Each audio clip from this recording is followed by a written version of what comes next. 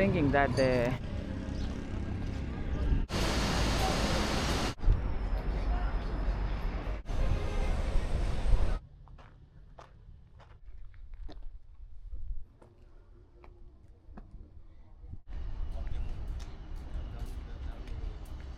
മകള് ഫാത്തിമത്ത് സുഹറ റളിയല്ലാഹു താമസിച്ചിരുന്ന വീട്.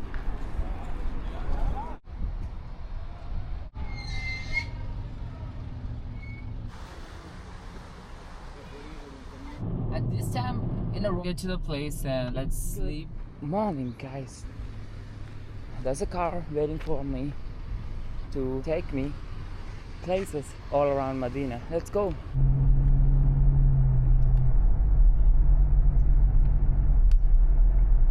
അസർ നിസ്കരിക്കാൻ വേണ്ടി ഇറങ്ങിയ സ്ഥലമാണ്. അവിടെ കണ്ട ചെറിയ പള്ളിയാണ്, രണ്ട് കുബള്. അത് മസ്ജിദ് ദിറ എന്നും മസ്ജിദ് ഷൈഖൈനി എന്നും അറിയപ്പെടും. ഇവിടെ വെച്ച് അസർ നിസ്കരിക്കാൻ വേണ്ടി എത്തിയ അസർ, മഗ്രിബ്, ഇശാ, സുബഹി 4 വക്ത് നിസ്കാരം ഇവിടെ നിർവഹിച്ചു. അതിനർത്ഥം ഒരു ദിവസം ഫുള്ളായിട്ട് ഇവിടെ തങ്ങി. അഭിപ്രായ വ്യത്യാസം ഉണ്ടായിരുന്ന 300ഓളം വരുന്ന മുനാഫിക്കങ്ങൾ എന്ത് ചെയ്യുന്നു, തിരിച്ചു പോകുന്നു. മസ്ജിദ് ഇസ്തിറാഹ അല്ലെങ്കിൽ മസ്ജിദ് മുസ്തറ എന്നൊക്കെ പറയാം, വിശ്രമ കേന്ദ്രം എന്ന് വെച്ചാല് ഉഹദ് യുദ്ധം കഴിഞ്ഞ് തിരിച്ചു വരുന്ന സമയത്ത് നബി സല്ലല്ലാഹു അലൈഹി വസല്ലം തങ്ങളും സ്വഹാബത്തും അല്പനേരം റാഹത്ത് എടുത്ത സ്ഥലം. റസൂലുള്ളാഹിനെയും സ്വഹാബത്തിനെയും കാത്തിട്ട് കുറേ ആളുകൾ നിൽക്കുന്നുണ്ട്, സ്വഹാബത്തിന്റെ കുടുംബങ്ങൾ. അതിലൊരു സഹാബി വനിത ഇങ്ങനെ ഓരോരുത്തരെ കാണുമ്പോൾ ചോദിച്ചു, റസൂലുള്ളാഹിക്ക് എന്തെങ്കിലും സംഭവിച്ചിട്ടുണ്ടോ, റസൂലുള്ളാഹിക്ക് എന്തെങ്കിലും സംഭവിച്ചിട്ടുണ്ടോ. അപ്പോഴൊക്കെ ഈ സഹാബി വനിതനോട് ഓരോ സഹാബത്ത് പറഞ്ഞ്, ഇല്ല റസൂലുള്ളാഹിക്കൊന്നും സംഭവിച്ചിട്ടില്ല, പക്ഷെ നിങ്ങളെ വാപ്പ ഷഹീദായിട്ടുണ്ട് ഓർത്തത്. അപ്പോഴും ആ സഹാബി വനിത വേറൊരാളെ കണ്ടപ്പോൾ ചോദിച്ചു, റസൂലുള്ളാഹിക്ക് എന്തെങ്കിലും സംഭവിച്ചോ. അങ്ങനെ 4 പേരെ കണ്ടപ്പോൾ 4 ആളോടും ചോദിച്ചത് റസൂലുള്ളാഹിന് എന്തെങ്കിലും സംഭവിച്ചോന്നാ. എന്താ റസൂലുള്ളാഹിനെ എത്രത്തോളം ഇഷ്ടപ്പെട്ടു, റസൂലുള്ളാഹിക്കൊന്നും സംഭവിച്ചിട്ടില്ലെങ്കിൽ ഈ ദുനിയാവില് മറ്റൊന്നും എനിക്ക് പ്രശ്നമല്ല. അപ്പോൾ ഉഹുദിന്റെ താഴ്വരയിലാണ് പിന്നീട് എത്തിയിട്ട് യുദ്ധം നടക്കുന്ന. അവിടെ നിന്നാണ് ഏകദേശം 8 കിലോമീറ്റർ നീളട്ടോ ഈ പർവ്വതം. പറഞ്ഞ ജബലും മിൻ ജിബാലിൽ ജന്നാന്ന, ഉഹദ് സ്വർഗത്തിലെ പർവ്വതമാണ്. ആള് മരിച്ചു കഴിഞ്ഞ് ആ മയ്യത്തിനെ പരിപാലിക്കുന്നതിന് നിങ്ങൾക്ക് ഉഹദ് മലയുടെ 2 മടങ്ങ് പ്രതിഫലം ഉണ്ട് എന്ന് പറഞ്ഞിട്ടും റസൂലുള്ളാഹി ഈ ഉഹദിനെ ഉദാഹരണമാക്കിയിട്ടാണ് സഹാബത്തിനോട് പറഞ്ഞത്. ഇതിന്റെ മുകളിൽ ഒരിക്കൽ നബി സല്ലല്ലാഹു അലൈഹി വസല്ലം തങ്ങൾ അബൂബക്കർ സിദ്ദീഖ് റളിയല്ലാഹു അൻഹു, ഉമർ റളിയല്ലാഹു അൻഹു, ഉസ്മാൻ റളിയല്ലാഹു അൻഹു കയറേണ്ടായി. ഈ സമയത്ത് ഉഹദ് ഇങ്ങനെ കുലുങ്ങിത്ര. റസൂലുള്ളാഹി ഉഹദ് അടങ്ങ് ഉഹദ്, നിന്റെ മുകളിൽ നിൽക്കുന്ന 1 പ്രവാചകനും പിന്നെ 1 സിദ്ദീഖും പിന്നെ 2 ഷഹീദൈനിയാണെന്ന്. ഇത് കേട്ട പാടെ ഉഹദ് പർവ്വതം അടങ്ങി നിന്നാണ്. 700ഓളം വരുന്ന സഹാബത്തുമായിട്ടാണ് എന്ത് ചെയ്യുന്നത്, ഉഹദിന്റെ താഴ്വരയിൽ എത്തുന്നത് അല്ലെ. അതിൽ 700 പേരായിട്ട് ഇവിടെ എത്തിയപ്പോൾ റസൂലുള്ളാഹി അതിൽ നിന്ന് ഒരു 50 വിദഗ്ധരായ അമ്പെയ്ത്തുകാരെ തിരഞ്ഞെടുത്തു. എന്നിട്ട് ഈ കുന്നിന്റെ മുകളിൽ നിർത്തി അവരോട് റസൂലുള്ളാഹി പറഞ്ഞു, ഈ യുദ്ധത്തിൽ മുസ്ലിം സൈന്യം ജയിച്ചാലും തോറ്റാലും ഞാൻ പറയാതെ നിങ്ങൾ താഴേക്ക് ഇറങ്ങരുത് പറഞ്ഞു. അങ്ങനെ യുദ്ധം നടന്നുകൊണ്ടിരിക്കെ മുസ്ലിങ്ങൾ വിജയിച്ചപ്പോൾ ഇവര് യുദ്ധം ജയിച്ചു എന്ന നിലയ്ക്ക് റസൂലുള്ളാഹിന്റെ അനുവാദത്തിന് കാത്തുക്കാതെ ഇവർ താഴേക്ക് ഇറങ്ങി. ആ സമയത്ത് ശത്രുക്കൾ പിന്നിലൂടെ വന്ന് റസൂലുള്ളാഹിക്കടക്കം സഹാബത്തിനൊക്കെ എന്ത് ചെയ്തു, പരിക്കുപറ്റി. അതാണ് ജബൽ റുമ്മാത്ത് എന്ന് പേര് വരാനുള്ള കാരണം അമ്പെയ്ത്തുകാരെ നിർത്തിയോണ്ടാണ്. ഈ കുന്നിന്റെ മുകളിലുള്ളവർ ഇറങ്ങിയ കാരണത്താലാണ് എന്ത് ചെയ്ത് അന്ന് അത്രയും സ്വഹാബത്ത് ഷഹീദാകുന്നതും. ഈ അനുസരണക്കേടിന്റെ പാഠം എന്നാട്ടോ ഉഹദ് നമ്മളെ പഠിപ്പിക്കുന്നത്. അന്ന് ഈ ഒരു യുദ്ധത്തിൽ 70 ഒരു സംഭവം കേട്ടിട്ടില്ലേ, റസൂലുള്ളാഹി കൊല്ലപ്പെട്ടു എന്നുള്ള വാർത്തകളൊക്കെ പരത്തിയിരുന്നു. ആനെ ഖത്തൽത്തു മുഹമ്മദ് എന്നാണ്, മുഹമ്മദ് കൊല്ലപ്പെട്ടു എന്നൊക്കെ കിംവദന്തി പരത്തിയിരുന്നു ഈ യുദ്ധത്തിൽ.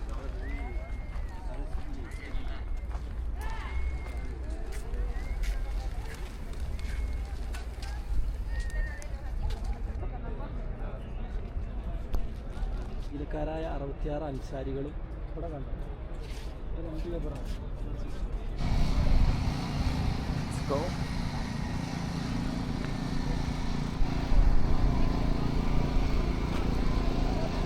This is where Prophet instructed the 50 archers to stay even if they win or lose, but they left thinking that they won the fight. It made a huge damage to the army. It's a very historically important place. Let's go. It's very windy up here.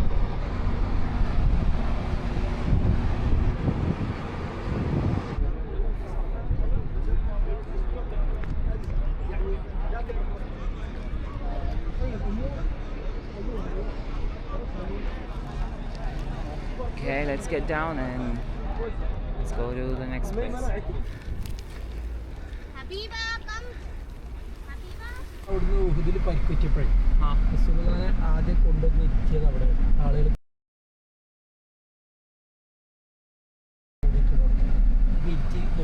നിസ്കരിച്ച സ്ഥലമാണ്. ഇതാണ് മസ്ജിദ് ഫസൽ. ഇവിടുന്നാണ് റസൂലുള്ളാഹിക്ക് ഒരു ആയത്ത് ഇറങ്ങി, സൂറത്തുൽ മുജാദലയിലെ 14ാമത്തെ ആയത്താണല്ലോ. പിന്നൂനയായുവല്ലദീന ആമനു ഇദാഖീലലക്കും. മദീനക്കാർ വെള്ളത്തിന് ഒരുപാട് ബുദ്ധിമുട്ടിയ സമയമായിരുന്നു. അപ്പോൾ എല്ലായിടത്തും വരൾച്ച ഉണ്ടാവും. അപ്പോൾ വരൾച്ച ഇല്ലാത്ത കിണറുകൾ വളരെ കുറവാണ്ടായിരുന്നു.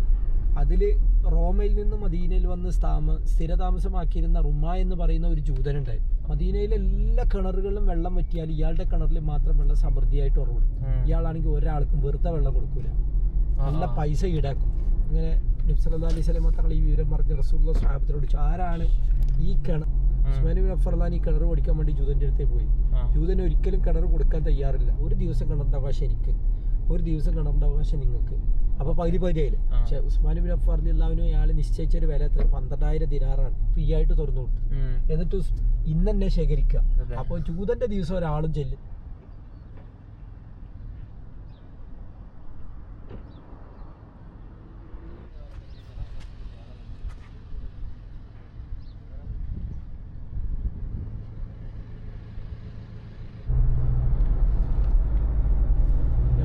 Okay.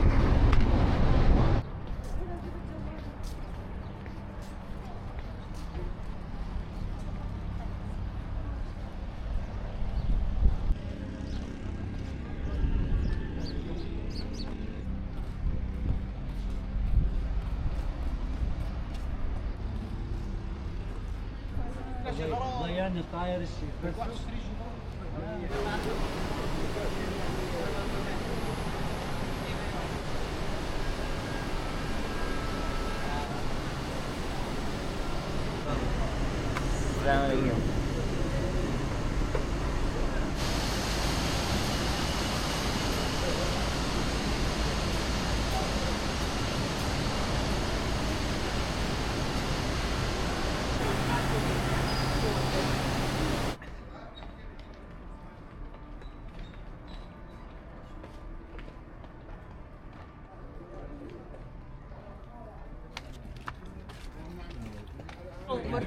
Assalamualaikum. شكرا.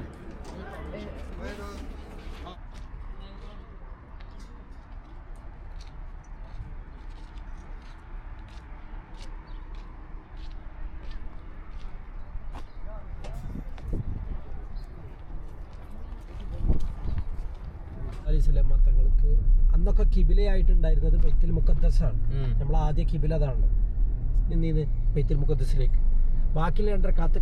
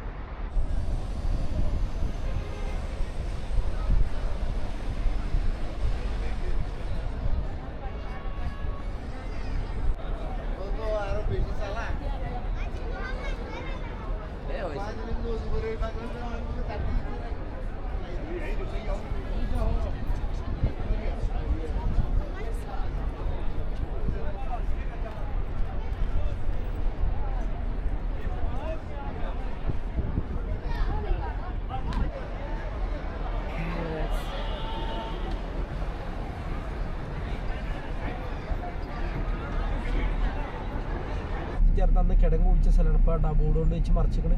ആ ഭാഗമായിരുന്നു കിടങ്ങുണ്ടായിരുന്നു. കിടങ്ങ് നിലവിൽ നിലനിർത്തിയിട്ടില്ല. പള്ളി ജാമ്യ ഹന്തക്ക് പറഞ്ഞിട്ട് വെള്ളം അവിടെ 7 പള്ളികൾ ഉണ്ടായിരുന്നു അന്നത്തെ കാലത്ത്. ഇത് അങ്ങനെ നമ്മൾ പറഞ്ഞ അവിടെ നിർത്തി. അതുകൊണ്ടാണ് ഞാൻ സാധ്യതയില്ല. അങ്ങനെ 7 പള്ളികൾ ബനി ഹറാം എന്നുള്ള പേരിൽ അവിടെ പേരെഴുതിച്ച് കാണാം. കണ്ടോ? അത് അന്നത്തെ ആ ഒരു ഗോത്രക്കാരുടെ പേര് കൂടിയാണ്. അന്ന് ജാബിറുല്ലാന്റെ വീട് ഇവിടെ ഉണ്ടായിരുന്നു. ഇവിടെ വെച്ചിക്കള് വന്നിട്ട് റസൂലുള്ളാഹിനെ എന്ത് ചെയ്യും? ചിലപ്പോൾ ആക്രമിക്കാൻ സാധ്യതയുണ്ട്. അതുകൊണ്ട് രാത്രി കാലങ്ങളിൽ റസൂലുള്ളാഹിനെ ഒരു ഗുഹന്റെ മുകളിൽ കൊടുന്നിരിക്കും. അതുകൊണ്ട് ആളുകൾ നിൽക്കുന്ന അവിടെ ഗുഹ ഉണ്ട്. അവിടെയാണ് റസൂലുള്ളാഹിനെ കൊണ്ടുവന്നിരുത്തിയത്. റസൂലുള്ളാഹി രാത്രി കാലങ്ങളിൽ വിശ്രമിച്ചിരുന്നതും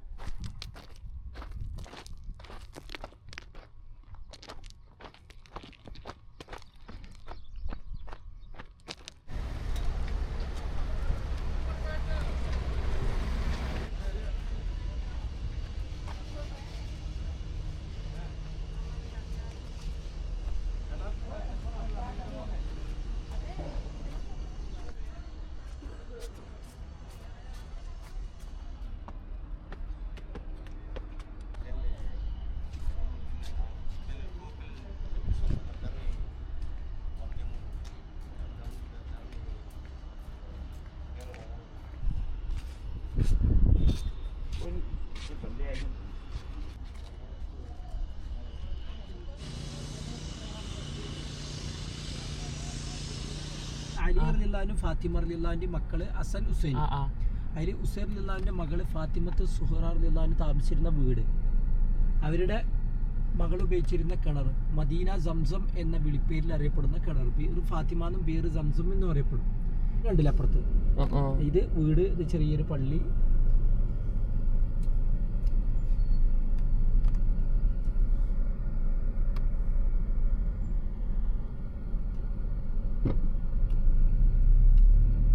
റസൂലുള്ളാഹിന്റെ നേതൃത്വത്തിൽ ആദ്യമായി ജുമഅ നടന്ന പള്ളി. കാന ഇസ്മു മസ്ജിദു ആക്കത്ത മസ്ജിദു വാദി വ അവൽ മസ്ജിദ് സല്ലു ഫി റസൂലുള്ളാഹ് അവൽ ജുമഅ ബിന്നാസി ഐനൻ നുസുലു മിൻ കുബാ ഇലൽ മദീന. ഇവിടെ പോയിട്ട് 2 റക്അത്ത് നിസ്കരിച്ച.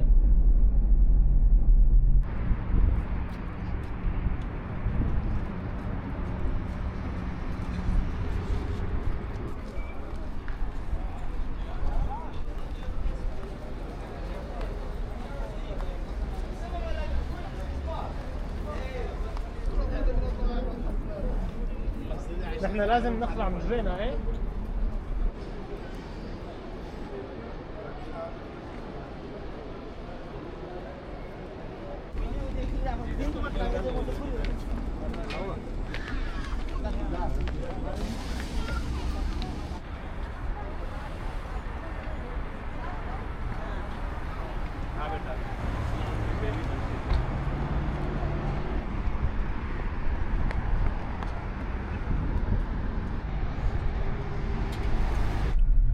റസൂലുള്ള മക്കയിൽ നിന്ന് മദീനയിലേക്ക് ഹിജ്റ വന്നു. അപ്പൊ റസൂലുള്ളാഹിന്റെ വീട്ടിലേക്ക് ഭക്ഷണം ഉണ്ടാക്കാനും മറ്റുള്ള ആവശ്യങ്ങൾക്കൊക്കെ സഹാബത്ത് ഓരോരോ കിണറുകളിൽ നിന്നാണ് വെള്ളം കൊണ്ടേ കൊടുത്തിരുന്നു. റസൂലുള്ളാഹിന്റെ വീട്ടിലേക്ക് അന്ന് എല്ലാം കുളിപ്പിക്കാനുള്ള വെള്ളം നിങ്ങൾ ഈ കിണറിൽ നിന്ന് എടുക്കണമെന്ന് അലി റളിയല്ലാഹു റസൂലുള്ള വസിയത്ത് ചെയ്തു. ഇവിടെ വന്നത് പറഞ്ഞത് നബി സല്ലല്ലാഹു അലൈഹി വസല്ലം തങ്ങളുടെ ഉമിനീര് കലർന്നിട്ടുണ്ട്. അങ്ങനെ ഒരുപാട് പ്രത്യേകത ഈ കിണറിനുണ്ട്. ചരിത്രമുണ്ട്. നബി സല്ലല്ലാഹു അലൈഹി വസല്ലം തങ്ങൾ മദീനയിലേക്ക് വരുന്നതിന് മുന്നേ പിന്നെ Saad Ibnu Haitham Al Ansari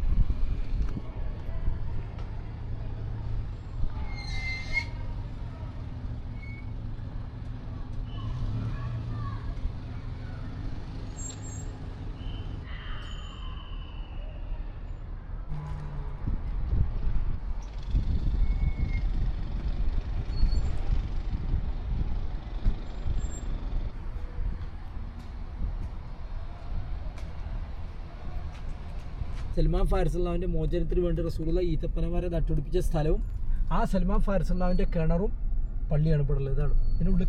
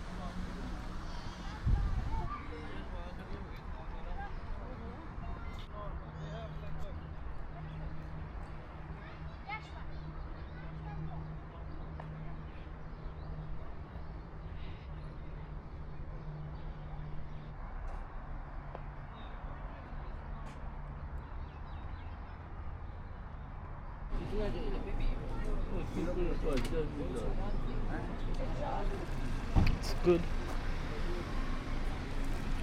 Yeah.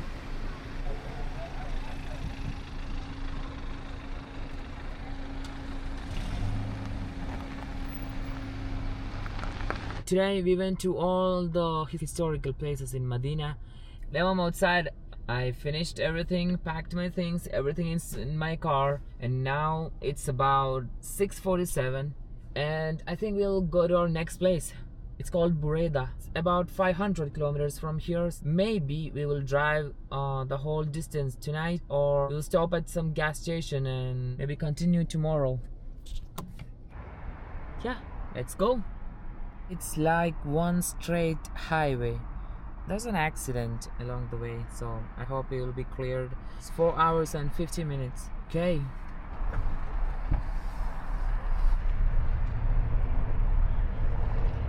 Okay, let's start. Turn left toward Al Hijra Road, Okay. King Abdullah Branch Road. The road's pretty empty, so I can't really see what's on the side of the road. I think it's desert. Here, okay, one second. Here it's the same. It's pretty dark. The sky, I can see the stars. Kinda cold outside. I just stopped to take something from my back seat. Okay. I'll take it. It's pretty cold outside. Yeah.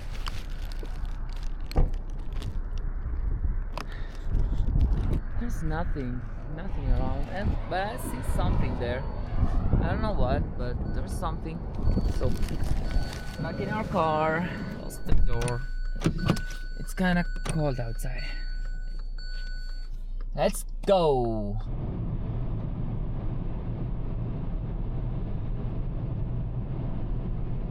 Wait a second. Look around, okay? Do you see anything? I don't see anything. There's nothing to our both sides, and I just saw someone. It was like a roadside shop, and at this hour, at this time, in a road like this, what was he doing there? And I saw someone sitting still on a chair. But what was he doing there? And was it my imagination? But I'm not that sleepy and I'm not that tired right now. How am I gonna hallucinate like that? That was crazy. Just a little far from the curbside. Where did he come from? I mean, there's nothing around. Okay, maybe he's from the nearby town, but still, why? What was he selling? Anyway, let's push through. Let's go. Let's go. We'll see a lot of stuff like this. That's why we travel, right? To gain experiences.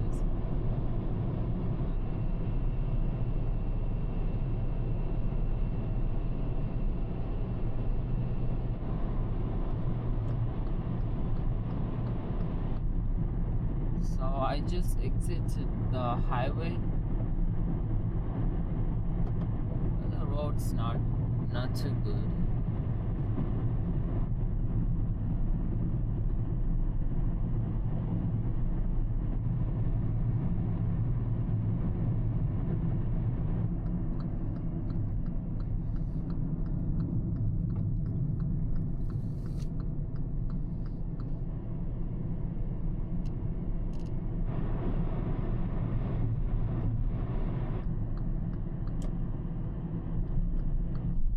I will get to the place and yeah, let's sleep. I will eat medicine and yeah, we will sleep. I'll see you guys in the next video. That's all for today's video.